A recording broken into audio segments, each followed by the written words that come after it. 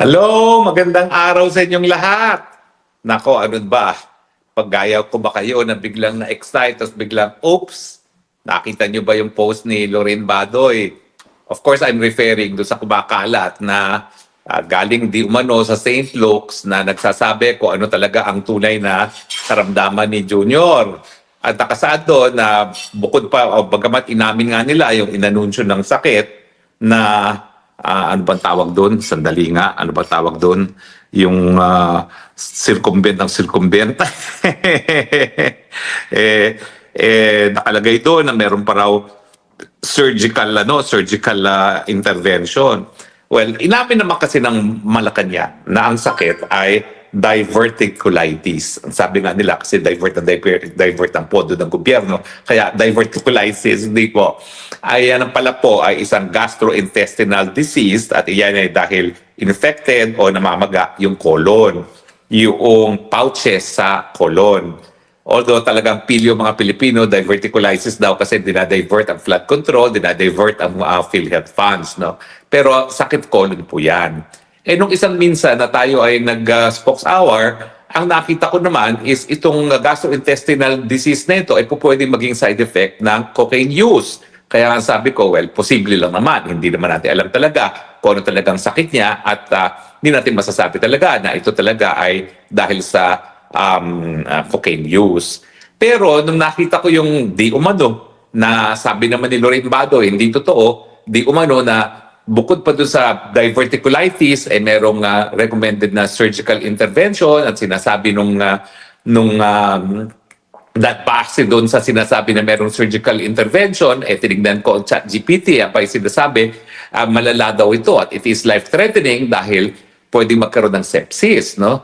Well, kaya naman, God, Lord, forgive us. Pero syempre, na-excite naman tayo dahil hindi ko pinagdadasal talaga na may masamang mangyari kay Junior. Kasi yan po ay bawal sa mga Kristiyano na ipagdasal na magkaroon ng abirya iba.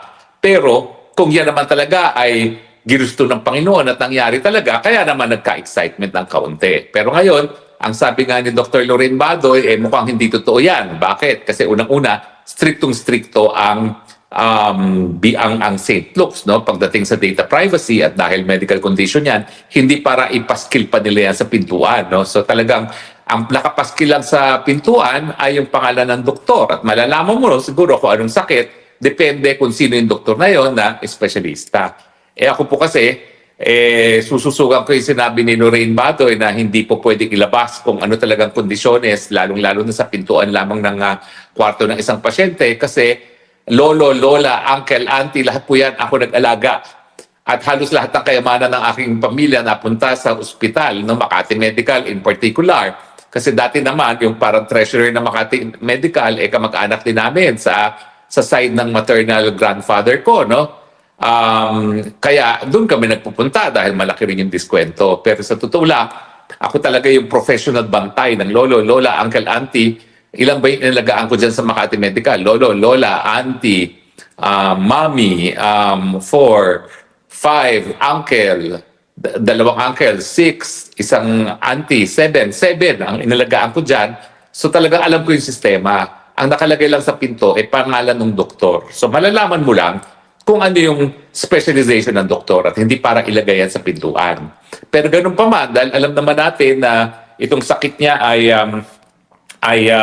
itong tinatawag na diverticulitis, hindi po yan dahil nagda-divert ng flood control, hindi po yan dahil nagda-divert ng PhilHealth funds, kung hindi nagda-diverticulitis, yan ay sakit sa colon, at least, nagkaroon tayo ng pagkakataon para intindihin kung ano pala yung sakit na yon. So yung inaamin nilang sakit ay infected, inflamed pouches in the colon. No?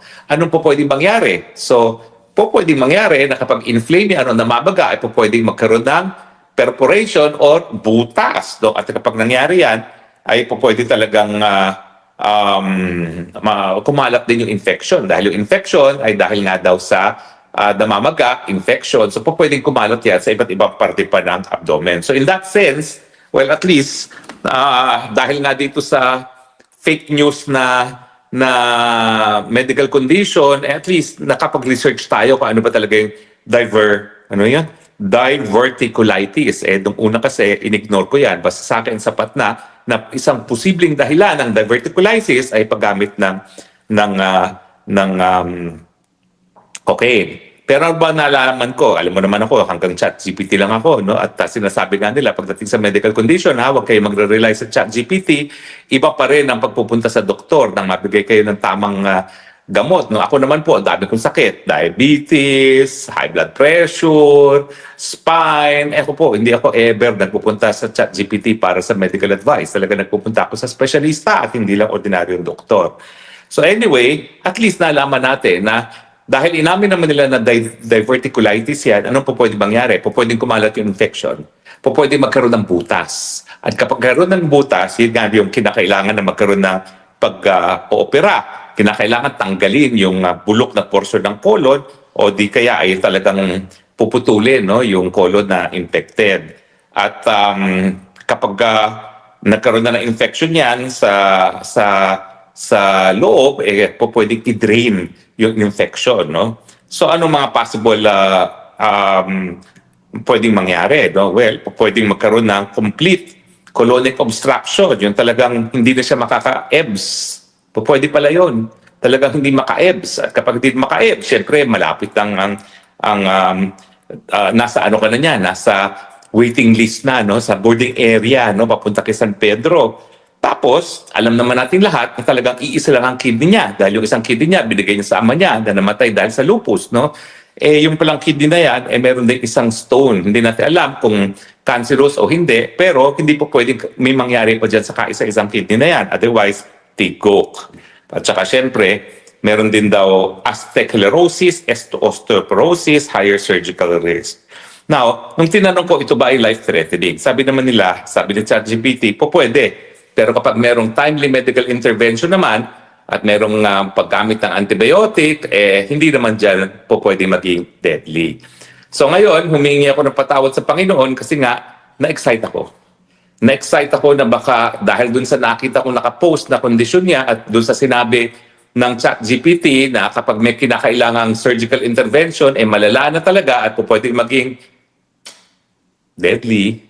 Sorry po, na-excite lang ako kasi akala ko baka maging presidente na si BP Sara at matapos na ang kalbaryo ng Pilipinas. Kasi talaga naman po ako, ngayon nanggaling lang ako doon sa hearing ko sa asylum, no?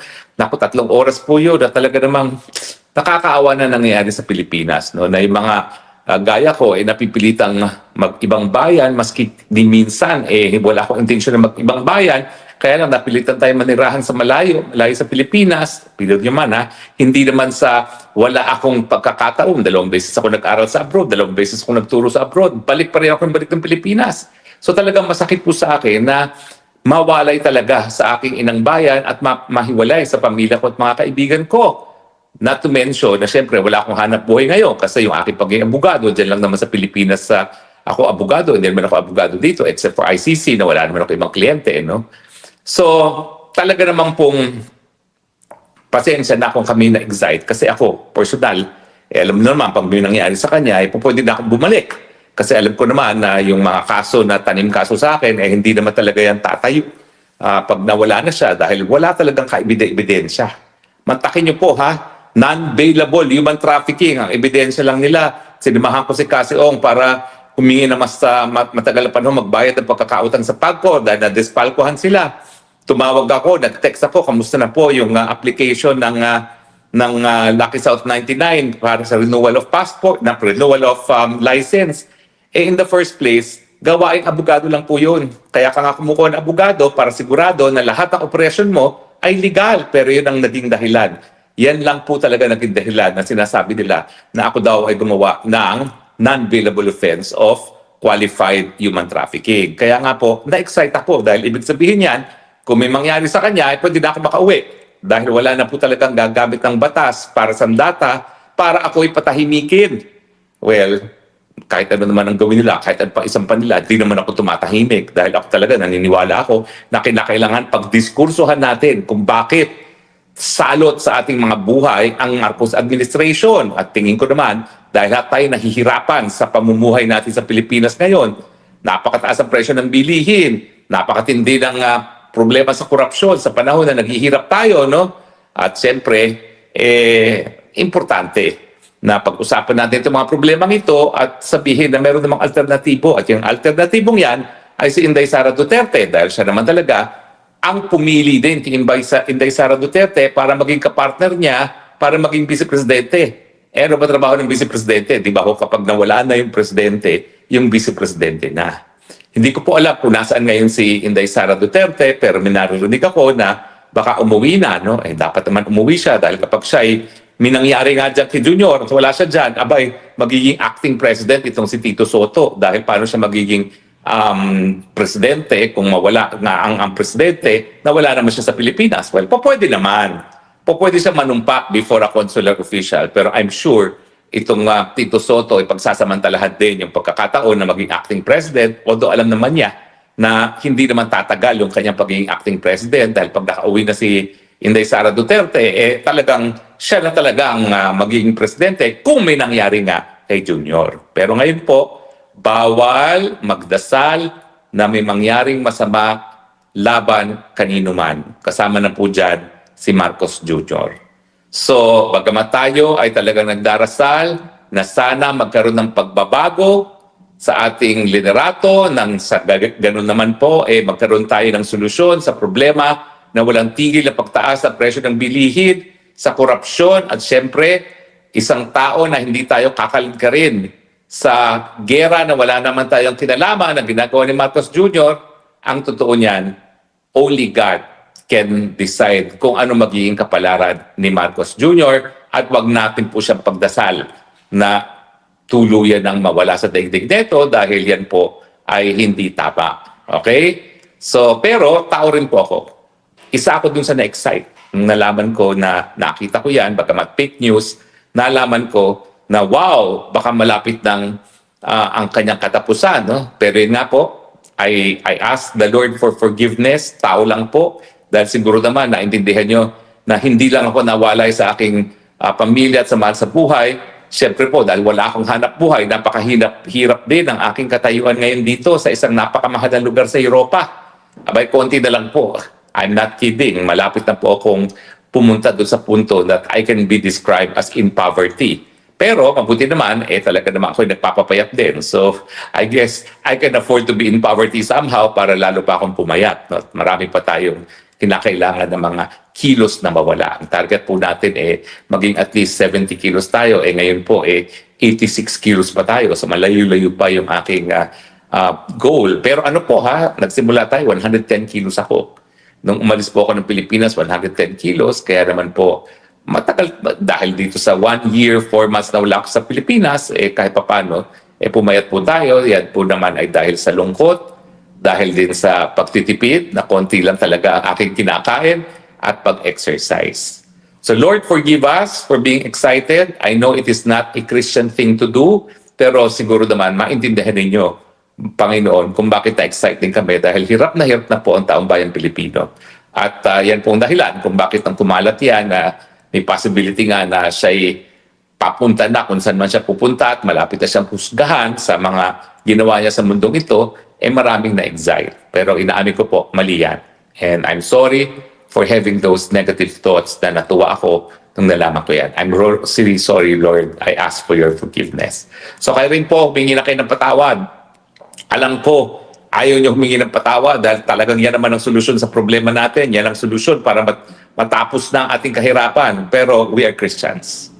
Sabi nga po nung sermon ng pastor last Sunday, no? Siyempre, anong dapat gawin habang tayo nag-aantay sa pagbalik ni Kristo, no? Sa kanyang paghuhusga? Well, kinakailangan, we must live holy lives. No? Kinakailangan, we should live a life patterned after the life of Christ. Sabi nga, pag sinampal ka sa isa, ibigay mo yung isa pa. So, mahirap po maintindihan minsan yan, lalong-lalo na sa gaya ko na matindi na po ang paghihirap economically and emotionally dahil isang taon at apat na buwan na akong nawawalay sa aking pamilya at mga kaibigan at isang taon at 4 na buwan na rin ako walang hanap buhay. Pero we have to follow what the Bible says. We need to live holy lives. That is why we ask for forgiveness for the happiness and the excitement that we felt nung akala natin may mangyayari na kay Marcos Jr. Pero magpapatuloy pa rin tayo ng dalangin, ha? Thine will be done. Siguro po kung ano yung leksyon na nais niyong matutunan ng mga Pilipino sa pagbibigay ng Marcos Part 2, natutunan na po namin. Hindi na dapat magpabudol muli.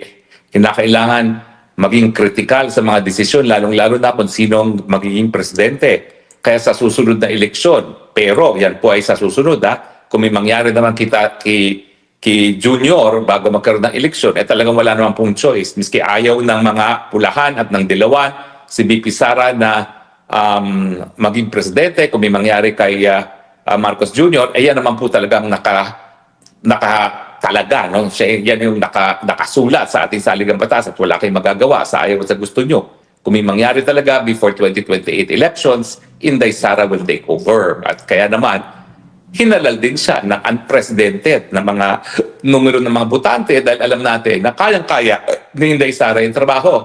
Kahit sino naman siguro can do a better job than this guy, no? Kasi nga, wala sa tamang pag-iisip at sabi ng kapatid niya na si Senator Amy Marcos, vangag kasi.